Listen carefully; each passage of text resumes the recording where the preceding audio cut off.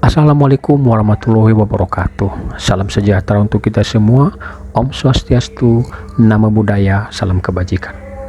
Kami peserta Latsar CPNS 2021 Angkatan 51 Kelompok 1 pada kesempatan ini memaparkan hasil kerja kelompok terkait analisis isu kontemporer dengan tema pinjaman online ilegal. Materi ini diampu oleh Bapak Dr. Hieronymus Godang SPD MSI. Sebelum kami melanjutkannya, perkenankanlah kami untuk memperkenalkan diri.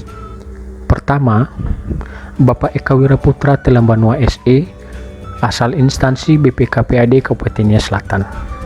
Kedua, Bapak Eli Putra Kasilahagu SPD, asal instansi UPTD SMP Negeri 4 Mandrihe Kabupaten Nias Barat.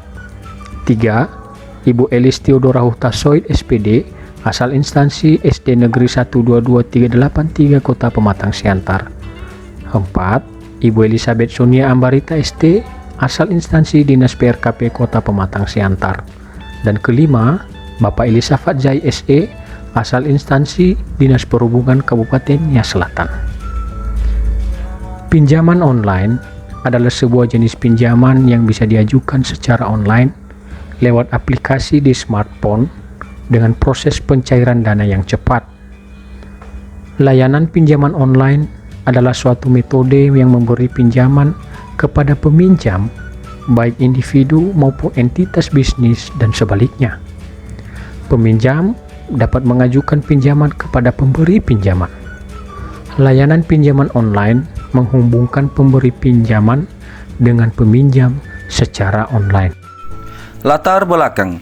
Di era globalisasi informasi, jaringan pinjaman dengan berbagai cara dan metode semakin memberikan kemudahan dalam mengakses dan melakukan transaksi pinjaman dan pembiayaan, baik secara manual maupun melalui jaringan online banyak tersedia.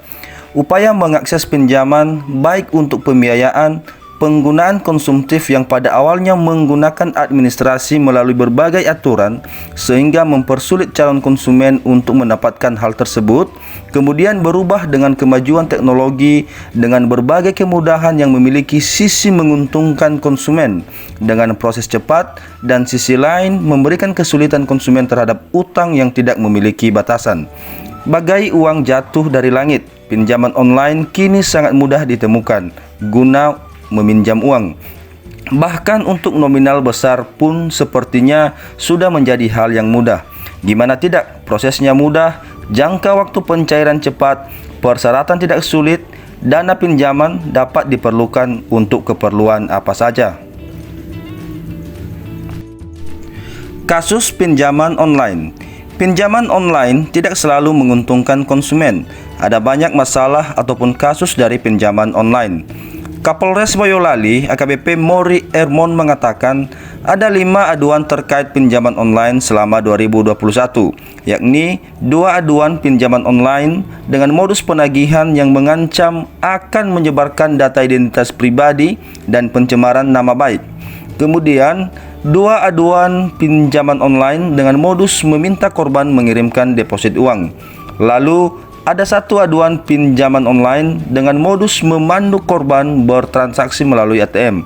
Sedangkan yang murni selaku peminjam yang kemudian tagihan membengkak atau tidak wajar belum ada laporan ataupun aduan.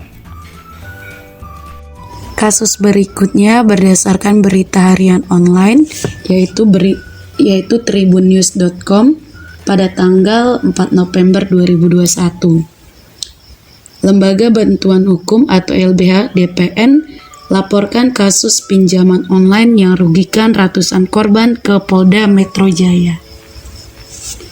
Ada sekitar 300 orang yang sudah dirugikan dari pinjaman online mengadu kepada LBH DPN.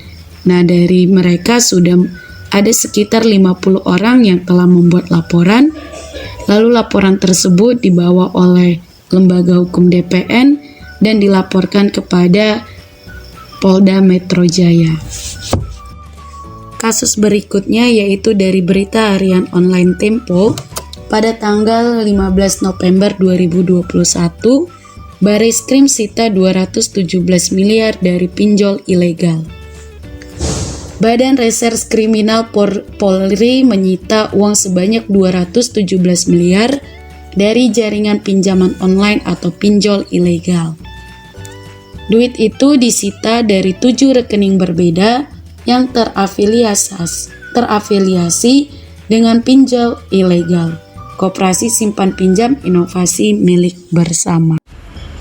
Selanjutnya adalah identifikasi isu. Dari permasalahan pinjaman online yang telah dijelaskan sebelumnya, kami mendapatkan dari beberapa sumber identifikasi isu terkait pinjaman online ilegal di Indonesia. Identifikasi isu pertama ialah meluasnya jasa pinjaman online ilegal di Indonesia. Isu yang kedua ialah belum optimalnya peran pemerintah dalam memberantas pinjaman online ilegal di Indonesia. Sedangkan identifikasi isu ketiga ialah rendahnya pengetahuan masyarakat terhadap syarat dan ketentuan yang berlaku pada pinjaman online di Indonesia. Setelah melakukan identifikasi isu, ditemukan 3 isu yang akan dianalisis menggunakan metode APKL. Dengan metode APKL, ditemukan bahwa ketiga isu memenuhi syarat kriteria isu APKL. Aktual, karena ketiga isu ini merupakan isu yang masih hangat diperbincangkan di masyarakat. Problematik, ketiga isu ini juga merupakan kegiatan yang menyimpang dari peraturan atau ketentuan yang seharusnya. Kekalayakannya, ketiga isu pinjaman online ini juga menyangkut banyak orang yang telah dirugikan, dan kelayakannya. Isu ini bersifat logis untuk dibahas dan dicari pemecahan masalahnya. Analisis isu dengan metode USG.